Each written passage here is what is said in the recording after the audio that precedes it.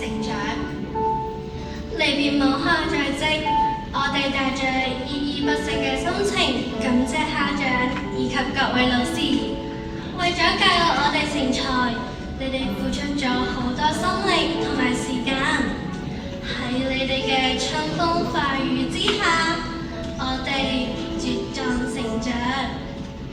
天父啊，感謝你常與我哋同在，賜俾我哋力量同埋勇氣，敢於面對挑戰，勇往直前。